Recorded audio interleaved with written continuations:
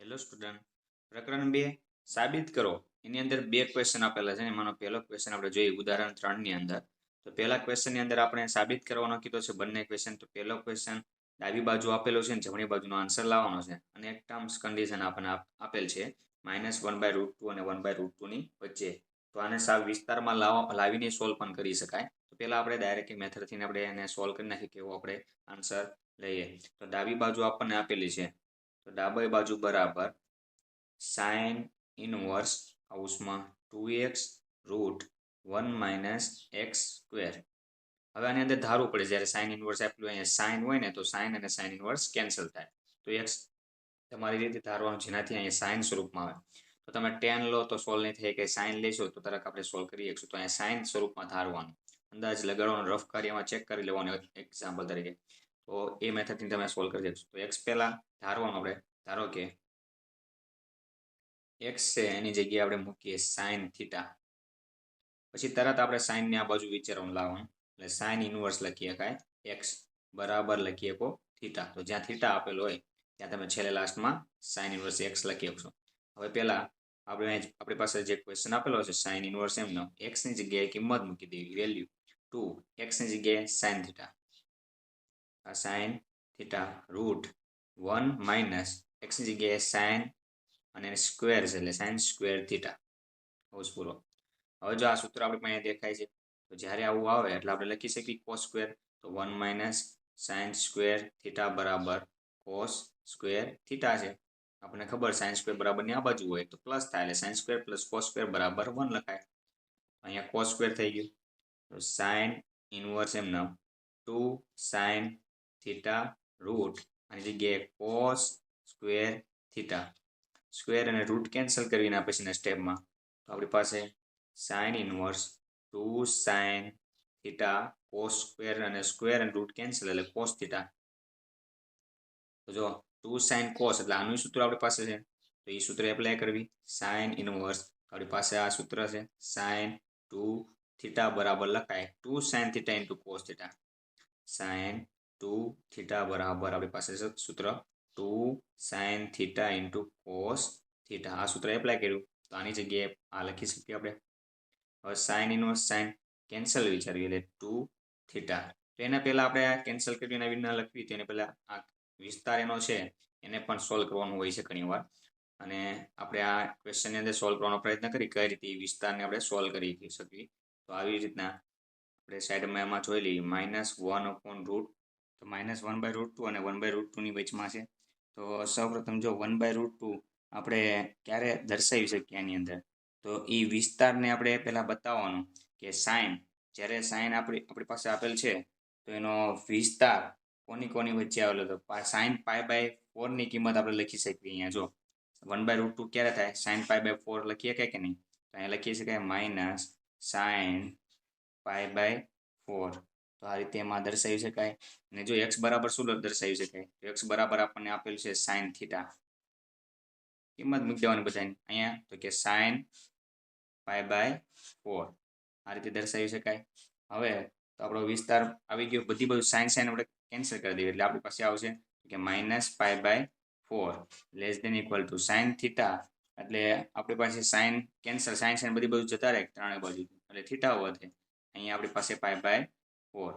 હવે કેટલા આપણી પાસે આપણે થીટા આગળ કેટલા ગુણાયેલા છે 2, તો બધાને 2 વડે આપણે ગુણવાના છે.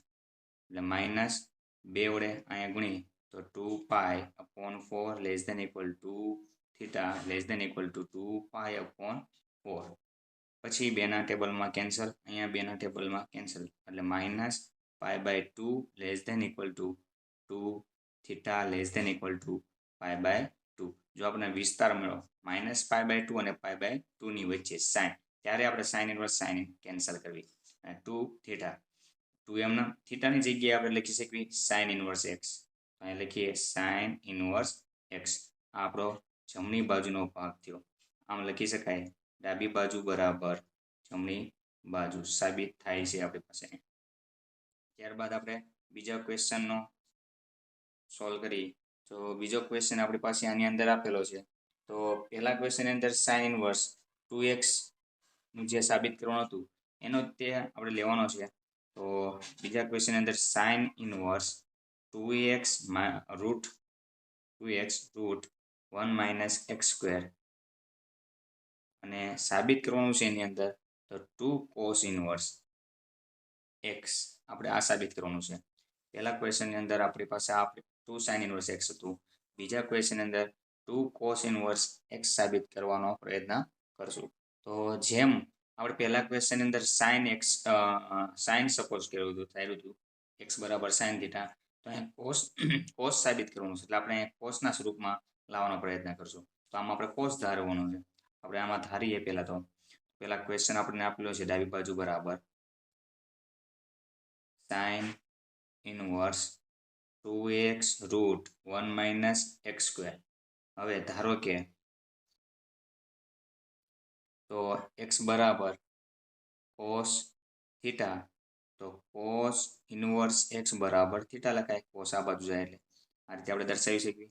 હવે લખીએ, કિંમત મૂકીએ તો સાઇન ઇનવર્સ એમના અહીંયા લખીએ કૌંસની અંદર 2 cos theta root 1 minus cos square theta.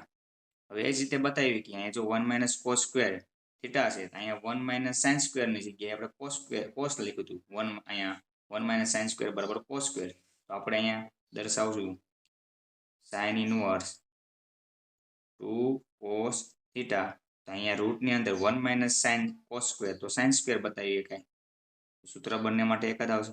પછી રૂટ અને સ્ક્વેર કેન્સલ થઈ જાય એટલે આપણી પાસે વધે છે sine inverse 2 cos theta sine theta. હવે આનું સૂત્ર પાછું હતું નહીં જ આપણે વાપરીશું. તો સાઇન ઇનવર્સ સાઇન 2 થીટા. હવે જો અહીંયા આપણે સાઇન સ્વરૂપમાં આવી ગયું બંને, તો સાઇન અને સાઇન ઇનવર્સ બંનેને આપણે કેન્સલ કરવાનો છે.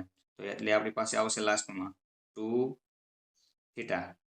થીટા બરાબર આપણે જે સપોઝ કરેલો હતો તો એ મૂકી દેવાનું છે કોસ ઇનવર્સ એક્સ. તો 2 કોસ ઇનવર્સ એક્સ. તો આ આપણી જમણી બાજુ થઈ. ડાબી બાજુ બરાબર જમણી બાજુ આપણે આ સાબિત થાય છે. પણ આના વિસ્તારમાં પહેલા ઘણીવાર વિસ્તાર આપેલો હોય તો વિસ્તારમાં સાબિત કરવો હોય તો એ બતાવી શકાય વિસ્તાર એનો અલગથી. તો એ જ રીતે અહીં આપણે આગળ ભણ્યા ક્વેશ્ચનની અંદર આનો વિસ્તાર પણ આપેલો છે. તો આ એનો વિસ્તાર આપણી પાસે છે 1/√2 less than equal to x less than equal to 1. તો આ વિસ્તારને આપણે સાબિત કરવો હોય તો એને કઈ રીતે આપણે સોલ્વ કરીએ છીએ? તો પહેલાં આપણે એને 0 અને પાઈની વચમાં લાવવાનો પ્રયત્ન 0 પાઈ બાય 2 વચમાં આના વિસ્તાર લાવીએ એટલે ખબર પડે. તો 1/√2 ક્યારે લખાય કોસમાં? તો કે કોસ પાઈ બાય 4ની કિંમત 1/√2 થાય. લેસ ધેન ઇક્વલ ટુ એક્સની જગ્યાએ આપણે કોસ થીટા લખવાનું રહેશે. લેસ ધેન ઇક્વલ ટુ 1 ક્યારે લખીએ? કોસ 0ની કિંમત 1 હોય.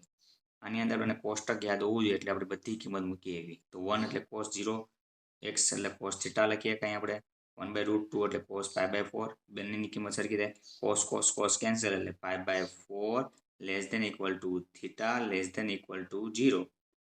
અહીંયા આપણે પાઈ બાય 4 આવ્યું, અહીંયા 0 અને થીટા.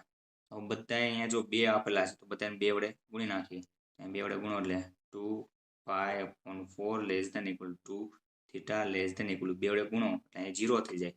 2 વડે ગુણો એટલે 2ના ટેબલમાં આવશે. આ રીતે થઈ ગયું એટલે પાઈ બાય 2 આવ્યો. હવે જો પાઈ બાય 4 છે, અહીંયા પાઈ બાય 4 છે એ મોટી કિંમત થઈ જાય, એના કરતાં 0થી મોટો થઈ ગયો પાઈ બાય 2. એટલે આ વિસ્તાર આપણે બદલી છે less greater than equal to 2 theta greater than equal to અને 0 અને પાઈ બાય 2ની વચ્ચે. તો આ રીતે એનું જ્યારે કિંમત ઉમેરો ત્યારે પ્રથમ ચરણની અંદર કોસ કેવું છે? ઘટતું વિધેય છે પ્રથમ ચરણની અંદર, અને બીજા ચરણની અંદર વધતું. તો એટલે આ ગોઠવો આપણે એને એવી રીતના 0 અને પાઈ બાય 2ની વચ્ચે. આવી રીતના પ્રથમ ચરણ આપણે બતાવી કે આમ ઉપર ચડતું હોય. અહીંયા 0 છે ને અહીંયા પાઈ બાય 2 છે. 0થી ઉપર આ કિંમત બનતી હોય એટલા માટે 0 અને પાઈ બાય 2ની વચમાં આવશે. Thank you.